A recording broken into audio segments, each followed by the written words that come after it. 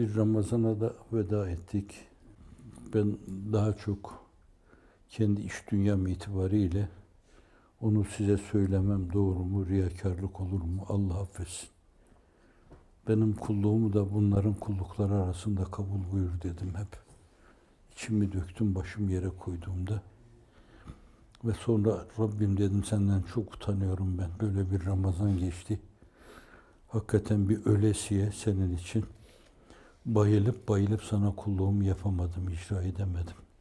Gafilane geçti, yattım kalktım ona namaz dedim. Böyle içimi döktüm orada. Bir daha öyle bir Ramazan nasip olur mu olmaz mı? Olsa da namaz kılacak kadar sağlıklı olur muyuz olmaz mıyız bilemiyorum. Toprağın altında mı oluruz, üstünde mi oluruz? O mevzuda verilecek karara zerre kadar itirazımız yok. Baş göz üstüne deriz. Burada durmaya esasen karar vermemiz, niyet etmemiz, yine onun o mevzudaki takdirlerine saygın ifadesi. Acaba biz gidince iyi mi olur, kötü mü olur? Onu bilemediğimden dolayı, hani Efendimiz de sallallahu aleyhi ve sellem öyle diyor, bazı büyükler de öyle diyor. Eğer hayatım hayırlıysa, bir şeye yarıyorsa sen yaşat. Vefatım hayırlıysa emanetini al diyorlar. Evet, hep o temkin, o teyakkuz, o teslimiyet, o tefviz içinde bulunmak lazım. İşi ona havale etmek lazım. Kendi kendimize, dünyevi işlerimizde olduğu gibi, kendi aklımıza güvenerek karar vermemek lazım. Dünyada kalmak, ahirete gitmek mevzuunda da kararı yine karar sahibine bırakmak lazım.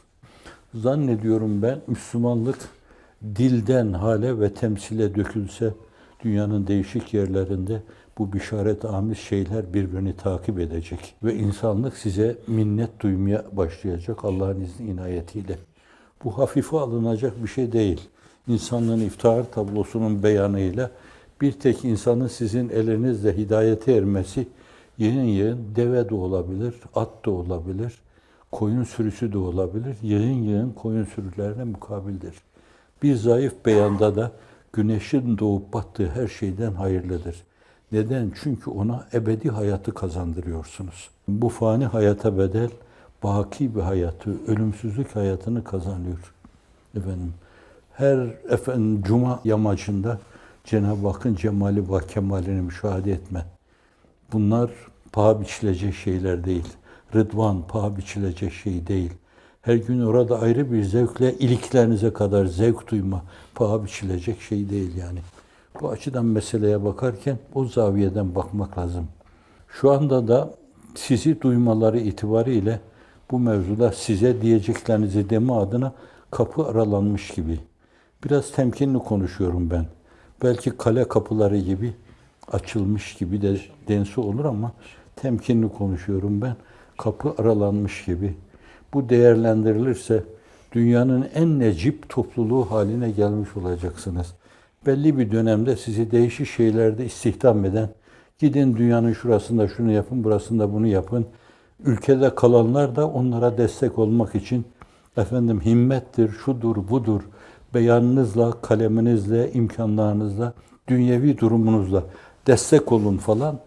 Böylece herkes bir yönüyle ahmal-i uhreviyede iştiraki ahmal-i uhreviye esprisine, disiplinine bağlı olarak yapacakları şeyleri yaptılar bugüne kadar. Demek ki bundan sonra farklı bir fasla geçmek icap ediyormuş yani. İnsan Ebcete Sübhane'ye geçtikten sonra orada durmaz ki. Yani şimdi sıra geldi Fatiha'ya. Fatiha'yı da okuduktan sonra Muavvizeteyne mi geçer yoksa ben en iyisi Bakara'dan başlayayım. Bakara sureyi cellesini okuyayım falan dedi yani. Bu açıdan da şimdi Ebced'e çıkardı. Öyle diyorum yine temkinli yani. Sübhaneke'ye çıkardı elhamdülillah. Hecelenmeyi öğretti bize. Şimdi bunu bütün insanla okuma sırası gelmiştir. Allah'ın izni inayetiyle. Bu Ramazan hürmetine Cenab-ı Hak her zaman o duyguyla bayılasıya yaşadığımızı söyleyemem mübalağa olur. Fakat ara sıra içimizi yakan bir mevzu olduğundan dolayı inşallah yer yer gayeyi hayalimiz, mefkuremiz olmuştur. Cenab-ı Hak o gayeyi hayali realize etmeye muvaffak eylesin inşallah Teala. Mevla bizi affede, bayram o bayram olur. Cürmü hatalar gide, bayram o bayram olur. İslam yeniden doğa, bayram o bayram olur. Işık zulmeti boğa, bayram o bayram olur. Cümle mağdur mazlum hür ola, bayram o bayram olur.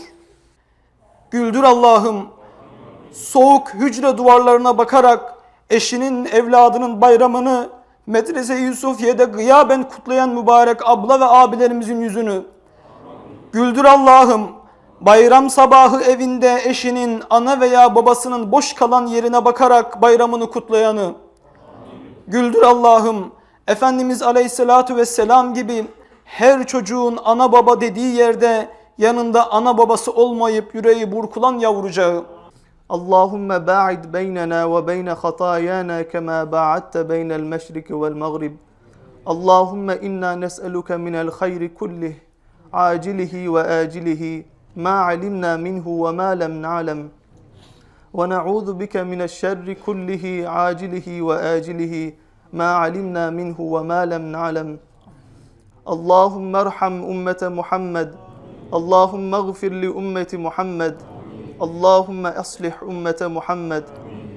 Ey kalbi kırılmışlara sahip çıkıp onların inkisarlarını gideren, işte biz de münkesir kalpleriz. Bizim de yanımızda ol.